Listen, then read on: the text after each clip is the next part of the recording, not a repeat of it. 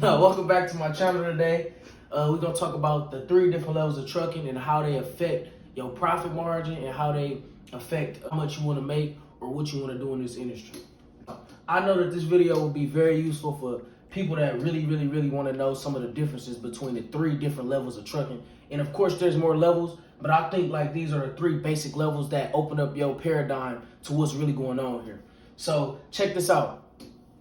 The first level that a lot of us has to go through because 9 times out of 10 we are not aware of the trucking company or the trucking industry. We probably don't have no money and we fresh out of school getting our CDL. So it's that company driver level. The second one is like that next level, which is lease purchase owner operator, and then that third one is being a financer or cash buyer. Now this is not a specific order because some people come in with cash and straight buy their truck and know what's going on from previous years or from somebody that they learned the game from. But a lot of us, like myself, started at this company driver phase. So look, I'm gonna break down the 3 levels of how they affect your profit and how effective they can be once you learn these 3 levels and master them. And then you can figure out which one is best for you because each level is different for the type of individual you are and the type of individual you want to become and be in this industry. So look, 1, company driver is someone who owns no equipment. So this is why a company driver is also a W-2 employee who's taxed more because guess what? The company that you're working for is taking on all the responsibility and all the risk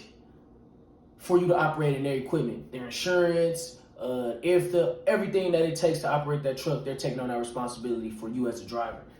Another thing is that your profit is capped. Now, the reason that you either have a salary or you get paid hourly is because you take no risk. You take no responsibility for anything that happens to that truck, for no breakdowns, for no tickets. Well, if you get a ticket as a driver. But like if DOT pull you over and they do an inspection on the truck and something is wrong with the truck, the company faces that loss. So typically company drivers are not risk takers. On a higher scale because you're still risking your life when you drive somebody else's equipment. So you're not risking I guess your ownership or your business skills when you driving for a company. And that's why company drivers typically can make the least amount of money. And everybody isn't built for certain responsibilities and certain risks. So I totally understand why we have a lot of company drivers who stay at a company for years and years. It's the best thing for them. It's less stress and it's better. Second thing is, or the second level I would say is a lease purchase owner operator. Now, a lease purchase owner operator moves on from that company driver, but it's still partially a company driver because you're partially owning the equipment until your certain term is over. Now, there are certain different terms that certain companies want you to have before you can fully have this buyout of the truck if that's the end of that term. But a lease purchase owner operator, you typically don't own the equipment, but you still pay for majority of what's going on with the equipment because you're taxed and you're looked at as a self-employed 1099 person. Now, 1099 individual has flexibility with the IRS depending on what you can write on your taxes because you are technically a business owner of this truck. It's just not your equipment because that company where you're leasing from or carrier is giving you a truck and allowing you to pay for all of the expenses, and you make more money because you're owning partially of that equipment. Now, the last thing is that your profit isn't fully controlled, but they still have some type of say-so in how effective and how much you can actually make because they're getting a cut out of how much you're making out of the gross. And you can be looked at as a lease purchase as a semi-risker. You're putting on some risk because you have to typically start up a business. You got to deal with the IRS yourself, and we know the IRS can come after you. And honestly, you're paying for all the expenses and taking care of your equipment.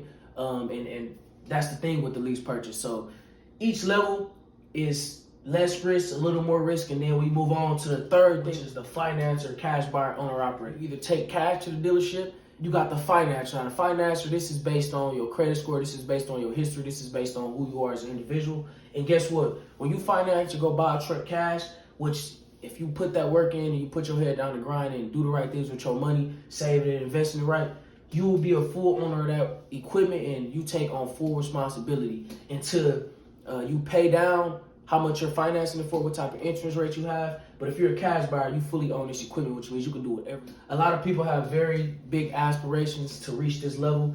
And also, a finance or a cash buyer is a 1099, or that's if you're operating a truck, or if you go buy cash or finance multiple trucks like a lot of these big companies do. You could become a fleet owner, which means other people can drive your trucks for you. That's the ultimate, mastery level for a lot of individuals like myself. And it's a huge thing because you are a full risk taker.